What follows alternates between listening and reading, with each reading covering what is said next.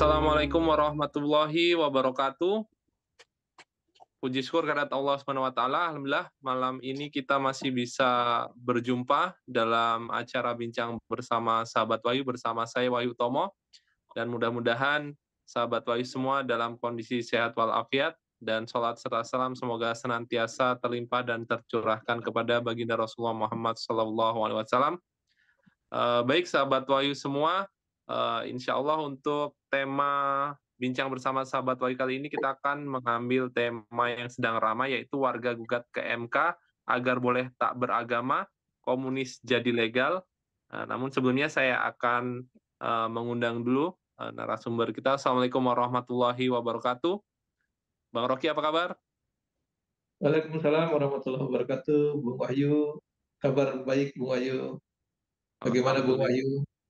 alhamdulillah baik, luar biasa. Baik Bang Rocky, ini kita akan mengambil tema terkait ada salah satu gugatan dari salah satu warga negara Indonesia yang dia menggugat agar MK membolehkan dia untuk tidak beragama. Jadi kita ambil tema warga gugat ke MK agar boleh tak beragama, komunis jadi legal. Tapi saya minta waktu sebentar untuk membacakan salah satu berita yang saya ambil dari CNN ya. CNN Indonesia hari ini, kemarin, Rabu tanggal 23 Oktober 2024, dengan judul Warga Jakarta Gugat Aturan ke MK Agar Bisa Hidup di RI Tanpa Beragama. Jadi warga Cipayung, Jakarta Timur, Raymond Kamil mengajukan uji materi terhadap pasal di sejumlah undang-undang, dari mulai Undang-Undang Administrasi Kependudukan atau UU Adminduk hingga UU Hak Asasi Manusia atau HAM ke Mahkamah Konstitusi. Raymond yang mengaku tidak memeluk agama dan kepercayaan menyatakan telah mengalami kerugian konstitusional. Jadi beliau menyatakan bahwa hak konstitusional para pemohon yang tidak memeluk agama dan kepercayaan dirugikan dengan berlakunya undang-undang yang menjadi objek permohonan, dan kerugian bersifat aktual dan atau menurut penalaran yang wajar dapat terjadi dan memiliki hubungan sebab akibat yang nyata, ujar Teguh Sugiarto selaku kuasa hukum pemohon dalam sidang yang berlangsung Senin 21 Oktober 2024. Nah, apa tanggapan Bang Rocky dengan adanya gugatan ini ke MK, Bang Rocky? Baik, sebelumnya saya menyapa dulu para pemirsa sahabat Wahyu di berbagai penjuru negeri. Semoga semua diberikan kesehatan oleh Allah SWT, juga diberikan rezeki yang barokah Amin oleh ya. Allah SWT. Nah, terkait adanya gugatan salah satu warga negara yang menggugat beberapa undang-undang, Undang-Undang Administrasi Kependudukan, Undang-Undang HAM, ke MK, itu kan jalur yang diberikan oleh konstitusi kita. Dia secara konstitusional menggunakan hak konstitusionalnya untuk melakukan uji material kepada undang-undang tersebut, karena merasa harus ada yang diuji, Hmm. merasa bahwa dia ingin hidup tidak beragama di negeri ini yang mendapatkan diskriminasi. Saya pikir itu hak warga negara untuk melakukan uji material kalau memang dia merasa dirugikan. Dan secara konstitusional memang eh, tidak ada kewajiban untuk beragama. Agama itu adalah hak. Coba kita buka di pasal 29 ya. Jadi Ya. bahwa tidak ada kalimat yang mewajibkan setiap warga negara Indonesia harus beragama, kan tidak ada itu. Jadi di situ justru konstitusi menjamin hak orang beragama menjalankan kewajibannya sesuai dengan kepercayaan yang dianutnya untuk beribadah sesuai dengan kepercayaan dianutnya. Itu yang tercantum, sehingga kalaulah dia merasa tidak beragama dan tidak perlu beragama, secara konstitusi tidak ada kewajiban untuk beragama ya. Nah ini yang dalam perspektif dia, lalu dia mengujikan pandangan dia itu, dia uji material ke MK, dan jalurnya secara konstitusional memang dimungkinkan. Nah, dari sini kita bisa melihat bahwa dalam negara demokrasi di Republik ini yang konon berdasarkan Pancasila dan Undang-Undang Dasar 45 tersebut, akhirnya Itu ya. diuji, diajukan oleh masyarakatnya sendiri. Yang Hmm. kalau kita lihat berarti ada ketidakadilan yang dirasakan oleh dia, yang merasa beberapa haknya sebagai warga negara terkurangi atau dirugikan. Nah, saya pikir Iya. itu hak dia untuk menggunakan hak konstitusional, apa namanya itu, Raymond Kamil lah, Kamal lah. Jadi itu hak dia untuk menjalankan fungsinya. Ya tentu negara dalam hal ini ya memberikan ruang untuk diuji. Nah gitu. Kalau memang menurut hakim dia dibenarkan dan dimenangkan, ya berarti nanti akan ada banyak orang-orang yang tak beragama jadi punya hak legal untuk mendapatkan semua hak yang setara. Saya pikir di situ yang persoalannya yang akan muncul gitu, Bung Wahyu. Artinya memang alasan, sebagai warga negara mendapatkan diskriminasi atau ketidakadilan, misalkan dalam layanan pemerintah ini dibenarkan atau tidak, Bang Rocky, dengan adanya gugatan ini, Bang Rocky? Ya sebenarnya setiap warga negara kalau dia terdaftar sebagai warga negara, mestinya dia Hmm. mendapatkan hak-hak sebagai warga negara sebagaimana yang dijamin oleh konstitusi. Gitu. Hmm. Jadi memang di negeri ini ada beberapa hak warga negara yang dikurangi atau bahkan tidak diberikan atau bahkan mungkin tidak terpenuhi hanya gara-gara negara merasa orang tersebut perlu untuk diberikan keterbatasan atau dibatas-batasi atas beberapa haknya gitu. Ya kalau kita lihat apa yang pernah terlibat orang tuanya atau terlalu dengan gerakan G30S misalnya dulu ya, Ya. itu kan dia dapat diberikan tanda ataupun catatan gitu yang selalu Ya. dipantau gitu. Nah, itu kan di reformasi sudah sudah dilakukan revisi, dilakukan perubahan. Cuma memang ada hal lain mungkin yang tidak diberikan. Saya pikir ini dalam konteks kehidupan berbangsa bernegara, sebenarnya hak warga negara apapun dia, siapapun dia, mestinya diberikan secara adil. Nah, kita ini kadang yang tidak adil. Misalnya Hmm. negara mengkaitkan pelayanannya dengan urusan tertentu yang merupakan kewajiban warga negaranya. Ini tidak fair gitu. Misalnya Hmm. misalnya gini, ada orang mau ngurus apa jual beli tanah, tetapi dia harus menjadi anggota BPJS syaratnya. Itu kan tidak nyambung Ya. sebenarnya itu. Satu urusan kesehatan, satu urusan jual beli tanah. Itu kan saya lihat ada yang mengeluh begitu gitu di lingkungan masyarakat kita. Jadi orang yang mau jual beli pun dikaitkan dengan pelayanan yang lain. Itu sebenarnya tidak boleh karena pemerintah harusnya melayani secara equal. Perkara nanti ada dia yang punya kewajiban tidak terpenuhi, mestinya itu yang dia dituntut untuk menjalankan kewajibannya, tetapi tidak boleh dikaitkan pelayanan tertentu, lalu orang itu dihukum dengan tidak diberikan pelayanan. Itu diskriminasinya di situ. Saya pikir itu juga apalagi terkait dengan hak asasi keberagaman atau beragamnya seseorang itu memang dalam konteks ini merupakan hak dasar orang berkeyakinan menganut suatu ajaran agama tertentu itu hak mereka. Nah itu mungkin dalam konteks negara kita memang ada bermasalah gitu, dianggap Iya. bermasalah kalau orang tidak beragama itu. Mungkin dikaitkan dengan Pancasila sila pertama bahwa berdasarkan ketuhanan yang Maha Esa. Tetapi secara hukum kan tidak ditemukan tuh pasal mana yang mewajibkan seseorang itu harus beragama, kan tidak ada dalam konstitusi, tidak ada. Nah ini jadi persoalan ketika seorang warga negara dia merasa bahwa hak-haknya dikurangi ataupun pelayanan pemerintah yang dia tidak terima, yang harusnya dia terima, maka dia menggugat. Nah, saya pikir ini yang membedakan. Saya pikir kalau dalam Islam itu kan setiap warga negara tidak dibedakan dia beragama apa, orang kafir dan yang beriman semua dilayani dengan baik sebagaimana dilakukan oleh Nabi Muhammad SAW di Madinah maupun para sahabat khalifah setelahnya. Saya pikir itu Bung Wahyu. Baik, kemudian sebenarnya apa bahayanya jika memang, apa ya, gugatan ini misalkan dilegalkan, dikabulkan begitu, Bang Rocky? Apa memang ada indikasi bangkitnya misalkan paham komunisme, ideologi komunismenya, atau apa yang sebenarnya dikhawatirkan, Bang Rocky? Iya, saya pikir ini persoalannya ada di catatan sejarah bahwa pernah terjadi gerakan G30S PKI ya, yang ini terkait Partai Komunis Indonesia yang memang punya sejarah kelam di Republik ini. Bahkan sebelumnya juga ada pemberontakan PKI di Madiun tahun 48, kemudian terulang lagi di 65. Dan itu memang sulit dihindari catatan itu menjadi Ya, pelajaran buruk atau sejarah buruk bagi bangsa ini, sehingga mereka tentu trauma. Dengan trauma itu memberikan catatan atau aturan bahkan menjadi legal bahwa mereka tidak diberikan beberapa hak yang harusnya menjadi hak yang bersama misalnya, atau hak hmm, yang seharusnya bisa dimiliki bersama. Misalnya dia tidak bisa menjadi tidak diterima jadi ASN atau TNI dan seterusnya lah. Yang sebenarnya kan iya, setiap warga negara punya hak itu. Tapi karena pernah melakukan pemberontakan, pernah melakukan kudeta di Republik ini dan punya sejarah kelam membunuh para jenderal dan seterusnya.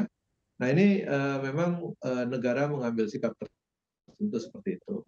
Nah itu yang memunculkan mereka yang mungkin mendapatkan diskriminasi itu. Nah kalau dia dilegalkan hari ini, dibolehkan, tentu akan banyak orang-orang yang bermunculan yang dulu mungkin tersembunyi, tidak iya, berani terang-terangan mengaku sebagai komunis misalnya atau sebagai hmm, ateis atau tidak beragama, nanti akan iya, bermunculan. Dan karakter ideologi komunis tidak beda dengan karakter ideologi kapitalis.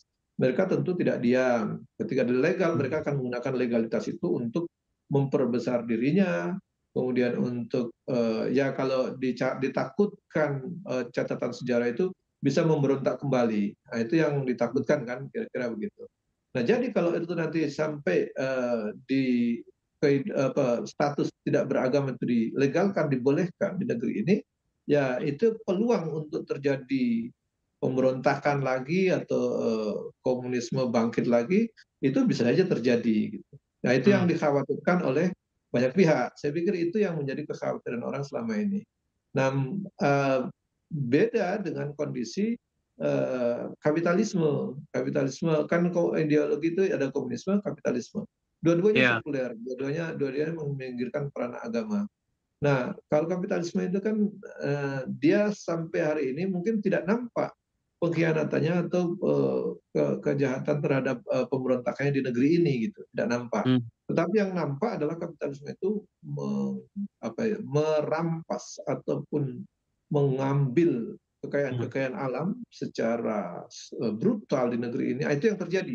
Jadi kalau komunis punya sejarah kelam, terjadi pemberontakan atau coup di negeri ini, termasuk pembunuhan para jenderal-jenderal TNI. Nah, bagi yang kaum kapitalisme ini, ideologi kapitalisme ini, dia justru tidak melakukan itu, tetapi dia mengeruk ataupun mengambil kekayaan alam dan aset-aset negeri ini yang mestinya bisa digunakan untuk kesejahteraan masyarakat, hari ini mereka kuasai sendiri. Nah, itu yang membedakan di situ posisinya. Walaupun kita melihat dua-duanya sama-sama berbahaya, baik komunis maupun hmm. kapitalis. Nah, kalau kapitalis sekarang legal berada di Indonesia, komunis mungkin kalau legal juga, maka pertarungan akan menjadi lebih seru dan bahaya di negeri ini semakin akan ada pemecahan bangsa atau pembelahan bangsa atau adu domba bangsa yang akan semakin tinggi. Saya pikir itu yang mungkin dikhawatirkan banyak pihak hari ini, Bung Wahid. Baik, baik, seperti kita ketahui sebenarnya begini Bang Rocky, setiap ideologi tersebut sebenarnya kan ya apa ya, mungkin default-nya akan melakukan diskriminasi terhadap ideologi ideologi lain begitu Bang Rocky. Nah, apakah juga dengan maksudnya seperti kondisi sekarang ini kan Indonesia menerapkan ya sebenarnya kapitalisme juga meskipun hanya kita bilang berkedok Pancasila dengan Undang-Undang, Dasar 45-nya. Nah, bagaimana dengan, kondisi Islam itu sendiri, apakah memang juga mengalami diskriminasi dalam kondisi sekarang ini Bang Rocky? Iya, ke di dalam setiap negara yang sedang menjalankan suatu ideologi, tentu dia akan membuat antisipasi supaya tidak diganggu oleh ideologi lain dan ideologi dia tetap eksis. Nah, kalau hari ini kapitalisme yang bercokol di negeri ini, ya tentu dia akan membuat antisipasi supaya komunisme tidak bangkit, tidak Mhm, mengganggu dia. Juga iya, ideologi Islam juga dia kerangkeng atau dia batasi sehingga peluang untuk eksis juga dia tutup gitu. Jadi mmm, itu adalah hal yang wajar dalam sebuah pertarungan ideologis. Jadi mmm, satu sisi jika suatu negara itu menerapkan ideologi kapitalis, maka ideologi komunis maupun ideologi Islam akan dia bendung dan mmm, dia tidak beri ruang. Nah, itu sudah sunatullah, itu begitu itu. Demikian juga kalau yang sedang berkuasa itu ideologi komunis, tentu dia Hmm. akan membendung ideologi kapitalis masuk ke situ maupun Islam. Sehingga Hmm. kita bisa melihat pertarungan ideologi itu akan terus terjadi di berbagai negeri yang menganut perbedaan-perbedaan ideologi itu. Nah, itu yang akan berbeda nanti ideologi Islam. Dia akan memberi ruang yang lebih dari sebagaimana ideologi yang lain. Saya pikir itu, Bung Wahyu. Nah, iya, barusan Bang Rocky sebenarnya sudah sampaikan, sebenarnya apakah di dalam Islam, atau bagaimana posisi apa ya, orang-orang yang menganut paham komunis dan ateis ini, apakah boleh atau legal begitu dalam sistem Islam atau dalam kekhilafahan? Dan apakah memang dulu ada sejarah begitu Bang Rocky, ketika dalam pemerintahan Islam itu ada ya nasib atau warga negara yang memang dia berideologi, komunis ateis begitu Bang Rocky? Iya, di dalam sistem Islam memang warga negara itu dibagi dua. Jadi ada warga negara daulah yang eh, Muslim, ada warga negara daulah yang kafir zimmi. Hmm. Kafir zimmi itu artinya orang-orang kafir dalam kategori ini orang-orang selain Muslim dianggap kafir dalam konteks negara Islam ya. Tetapi jangan menganggap bahwa kafir itu dianggap kita mendiskriminasi. Tidak, itu terminologi kafir itu memang ada dalam Al-Quran dan ada dalam Islam. Dan itu hanya untuk membedakan mana yang masuk Muslim, mana yang bukan Muslim. Hmm. Artinya semua orang, warga negara yang bukan Muslim, maka dia statusnya adalah kafir zimmi. Kafir zimmi yang ada dalam warga negara itu adalah orang kafir yang dia tidak melakukan pemberontakan, dia patuh dan tunduk kepada negara, setia kepada negara daulah atau Islam ataupun khilafah kalau dia dipraktekkan di situ, maka dia akan mendapatkan hak yang sama dengan warga negara lainnya. Jadi Hmm. tidak akan dibedakan itu. Jadi dia akan mendapatkan pelayanan sebagaimana juga warga negara yang lain. Dia juga boleh statusnya misalnya mau kafir itu boleh berstatus Hmm. Yahudi, Nasrani, Hindu, Buddha, Sinto, agama apapun Hmm. dalam daulah Islam atau negara khilafah itu dibolehkan. Hmm. Sebagaimana di masa Nabi Sallallahu Alaihi Wasallam di Madinah, termasuk yang tidak beragama itu dibolehkan. Nah itu posisinya. Orang kafir itu kan ada yang beragama selain Muslim atau dia bahkan tidak beragama sama sekali. Bahkan ada yang menyembah api atau majusi, itu dibolehkan juga dalam Islam. Jadi artinya posisi komunis atau ateis dalam Islam tetap sebagai warga negara dianggap sebagai kafir, zimmi, kalau dia memang setia dan tunduk, tidak memberontak, gitu, tidak melakukan apa, perlawanan bersenjata kepada Hmm. daulah atau negara Islam. Dan dia tunduk menjadi warga negara setia, maka dia diberikan semua haknya tanpa ada diskriminasi. Jadi kalau misalnya warga negara yang Muslim semua mendapat bantuan, maka semua dikasih bantuan. Kalau semua pendidikan gratis dibolehkan, maka dia juga mendapat pendidikan gratis. Kalau semua warga daulah itu mendapatkan pelayanan kesehatan yang gratis, tidak harus bayar, maka sebagai warga negara dia tetap sama posisinya. Jadi tidak ada Hmm. diskriminasi. Nah itu beda dengan kondisi hari ini tuh.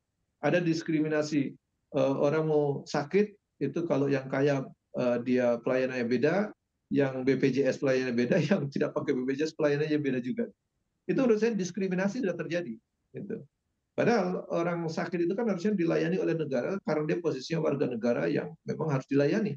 Nah kalau dalam Hmm. daulah itu tidak peduli dia mau mau dia miskin, kaya, mau dia muslim, mau dia kafir, mau dia tidak beragama.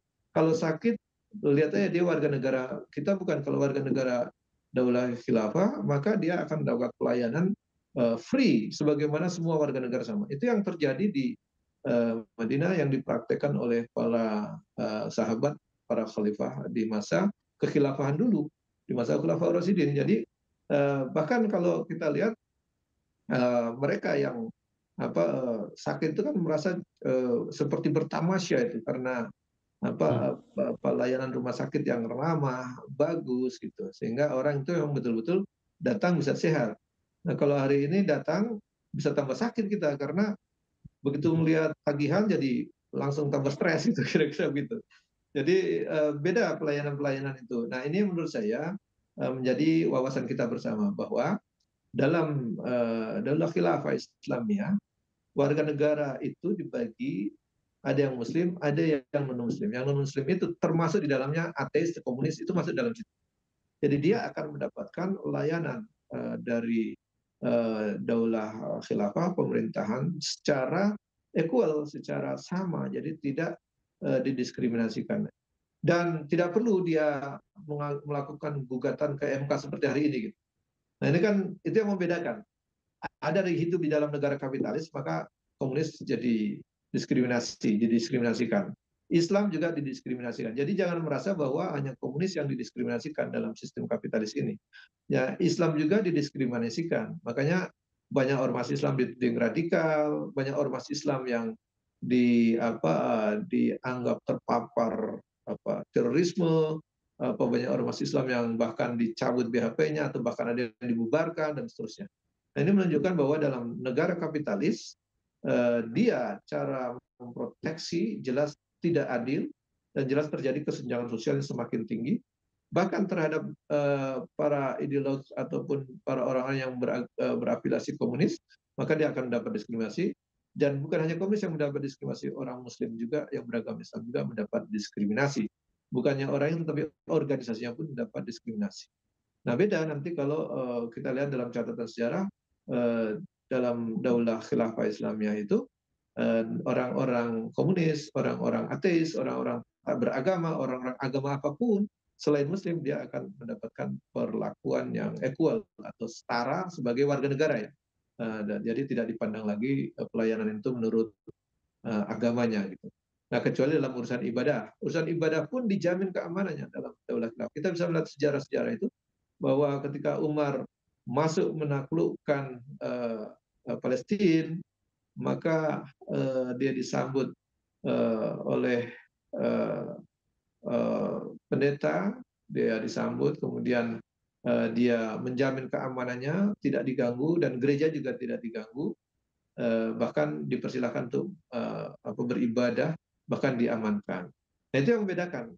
Nah, itu ketika Islam masuk memimpin dan mengatur urusan-urusan masyarakat, dia akan equal, adil.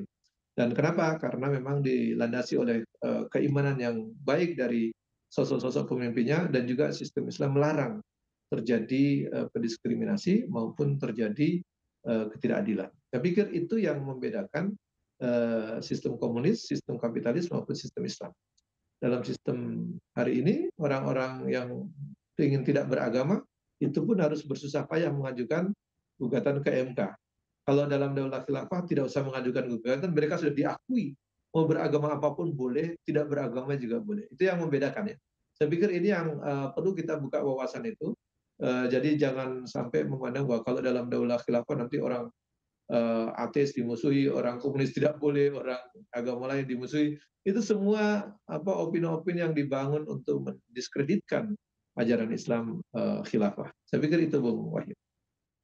Baik baik, Masya Allah. Sebenarnya Islam sangat menjunjung tinggi hak asasi manusia ya Bang Rocky, setelah saya mendengarkan penjelasan dari Bang Rocky. Baik, Bang Rocky, kita sudah berada di penghujung acara, tapi sebelum kita tutup, kami ingin mendengarkan closing statement terkait tema kita, warga gugat ke MK agar boleh tak beragama, komunis jadi legal. Silakan Bang Rocky.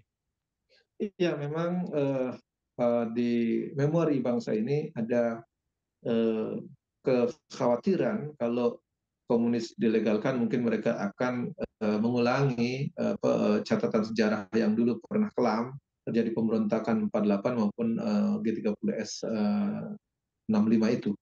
Ya. Saya pikir itu yang menjadi trauma itu sehingga warga negara yang tak beragama atau komunis itu tidak diberi ruang dan hak-haknya sebagaimana biasanya atau warga lainnya. Saya pikir itu yang akhirnya harus dilakukan uji material. Nah, saya katakan tadi bahwa itu karena kita hidup dalam sistem kapitalisme dengan ideologi kapitalisme yang kalau kita hidup dalam ideologi Islam atau dalam sistem Islam, dalam sistem politik pemerintahan Islam atau dalam sistem khilafah, saya pikir itu tidak akan terjadi karena dalam Islam dia punya standar sendiri bahwa memang orang beragama, tidak beragama, orang mau agama apapun, ketika dia sudah memilih menjadi warga Daulah Khilafah, maka dia harus dilayani, dijamin keamanannya, dijamin keluarganya, dijamin hartanya, dijamin darahnya, dijamin kehormatannya. Dan itu menjadi Hmm. kewajiban negara untuk menjamin, dan itu tidak boleh ada diskriminasi. Saya pikir itu yang perlu kita jelaskan kepada publik, bahwa jangan sampai punya pandangan negatif terhadap daulah Islam atau daulah khilafah hanya karena tidak paham. Nah, mungkin ini yang harus kita perjelas. Terima kasih. Assalamualaikum warahmatullahi wabarakatuh. Waalaikumsalam warahmatullahi wabarakatuh. Baik, alhamdulillah mudah-mudahan materi ini bisa juga memberikan pencerahan kepada sahabat Wahyu semua. Apabila sahabat Wahyu ingin memberikan komentar terkait tema kita hari ini, silahkan berikan komentarnya. Dan insya Allah kita akan bertemu lagi dalam bincang bersama sahabat Wahyu dalam sesi selanjutnya. Saya ucapkan terima kasih kepada Bang Rocky dan kepada sahabat Wahyu semua atas waktunya untuk senantiasa bisa hadir bersama kami.